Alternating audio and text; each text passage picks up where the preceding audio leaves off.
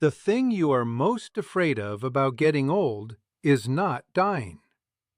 I have sat at the bedsides of more dying people than I can count, and I can tell you that for a fact. The thing that truly puts the fear in a person is becoming a burden, needing help to do the small things a child can do, being a weight on the very people you love. I spent 50 years as the only doctor for one small country town, watching folks fight that particular fear with everything they had. And I am here to tell you they were fighting the wrong war the whole time. Because needing to be cared for is not the humiliation you believe it is. It is the last great gift you have left to give. My name is George. I am 82 years old, and this is the thing I wish somebody had told me long before I needed to hear it myself. Let me tell you where this fear comes from, because it did not start in old age. It started the day the world first told you that a good person is a useful person, that your worth is measured by what you can do, what you can carry, what you can provide. For most of our lives, that idea works well enough. We raise the children, we pay the bills, we fix the broken things. We are the ones other people lean on.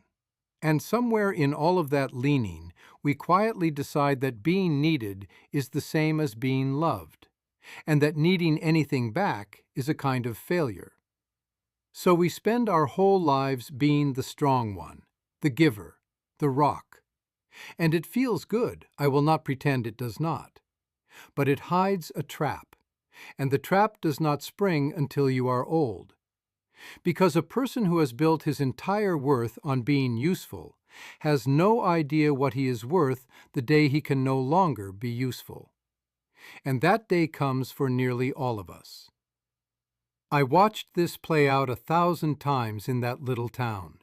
I would go out to a house and find a proud old man who could not get up the stairs anymore, who could not drive himself to my office, who needed his own daughter to help him with things a grown man is ashamed to need help with. And the sickness in his body was never the thing that was killing him fastest. It was the shame, the certainty that he had become a nuisance, a chore, a burden on people who had better things to do. Let me tell you about one of them, because I have carried him with me for years. His name was Vaughn, a hard, proud, capable man his whole life, the kind who never once asked another soul for a thing. When his health began to go, his children wanted nothing more than to help him, to move him closer, to be near him at the end. And he would not let them. He turned down every offer. He would rather sit alone in a cold house, too proud to ask for a ride or a meal or a hand, than let his own children see him need them. He called it keeping his dignity. He died alone, technically independent, and I have never in my life seen a lonelier way to go. His children were left standing on the outside of his pride, holding a love he never let them give. Now let me tell you about the other kind, because I saw that too, and it is the picture I want you to keep. There was a woman named Ada, near the end of her days, whose body had failed her almost completely. By every measure the world uses, she was helpless, dependent, a person who could do nearly nothing for herself. And her house was the warmest, fullest, most loving place in the whole county. Her children took turns. Grandchildren came and went. There was always somebody in the kitchen, always a hand to hold, always laughter down the hall. She had let them all the way in, and in return, she was carried out of this life on a tide of love so strong you could feel it the moment you stepped through her door. Same helpless body Vaughn had. Two completely different endings. And the only difference between the two of them was this: she let them love her, and he would not. Now here is the turn, and it is the whole reason I am talking to you tonight. Vaughn had it exactly backward, and so did I for most of my life. And so, I would guess, do you. We think that needing help makes us a burden, but that is not how love actually works. When you refuse to let the people who love you help you, you are not protecting them, you are robbing them. You are taking away the one thing they want most, which is the chance to love you back in a way you can actually feel. Think about your own life for a moment.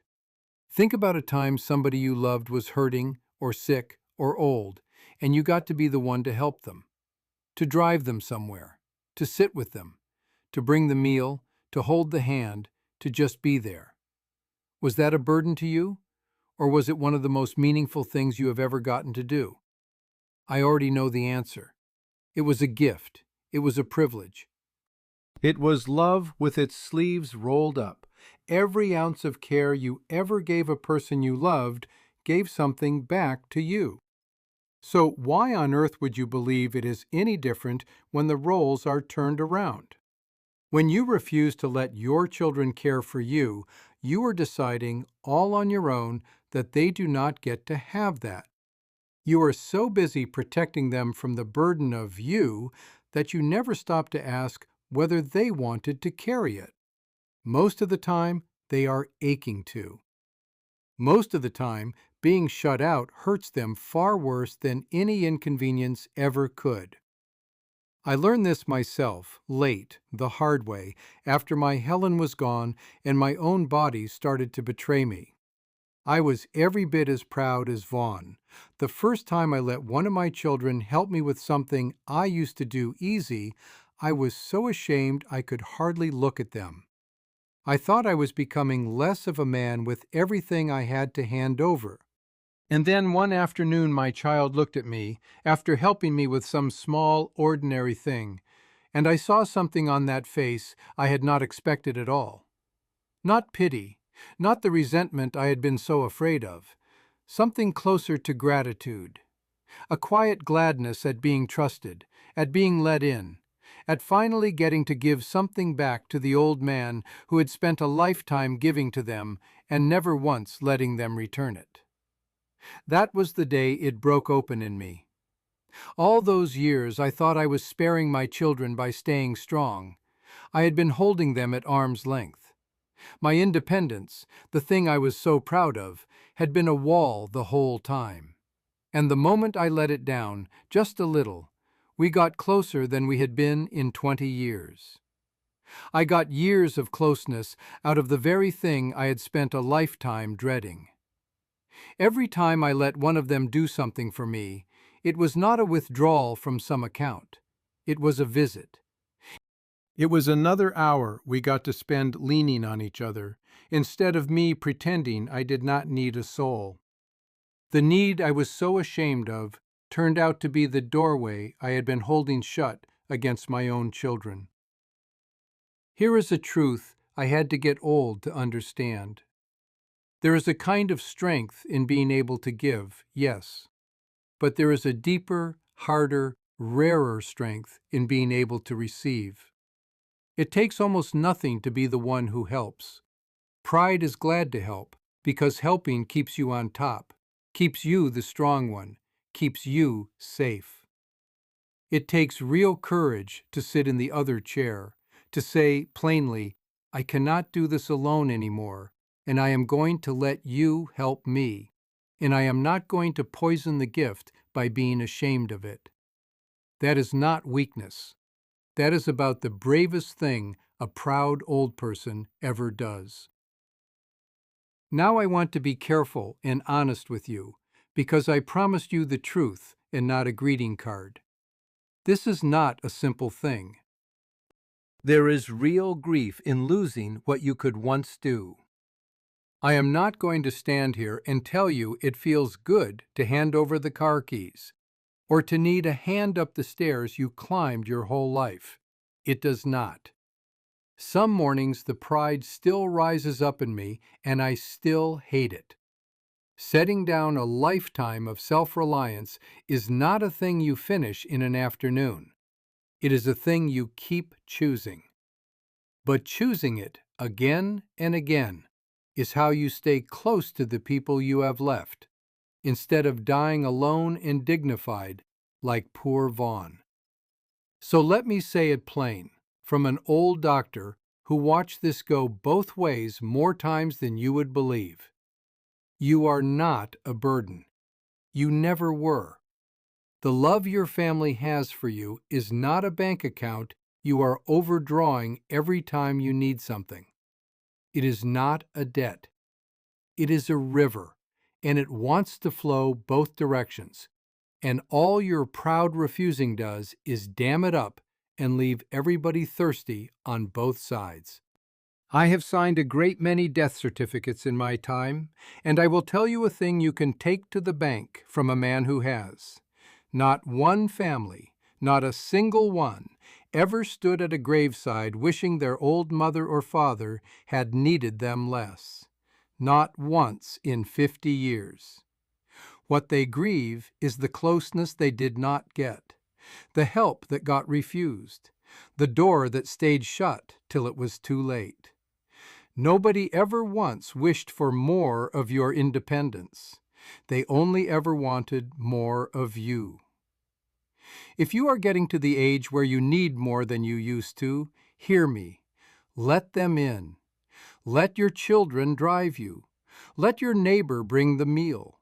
Let somebody carry the heavy thing and say thank you, and do not ruin it by apologizing for existing. You spent your whole life being the one who gave. There is a grace in learning at the end how to receive. And there is a closeness waiting on the other side of that grace that you cannot get any other way. The proudest thing is not to need no one. Any hard, lonely soul can manage that. The proudest and the bravest and the most loving thing an old person can do is to let the people who love them all the way to the end. Do not wait as long as Vaughn did. Do not wait as long as I nearly did. Open the door. Let them in. It is not a burden you are handing them. It is the last, best gift you have got. If an old country doctor's honest word was worth your time today, I would be glad to have you back for more of these talks. Stay for another, and subscribe if it suits you, and if nothing else, leave a like, so this finds the next proud soul out there who is dying to be let in on. Take good care of yourself, and let somebody take care of you too.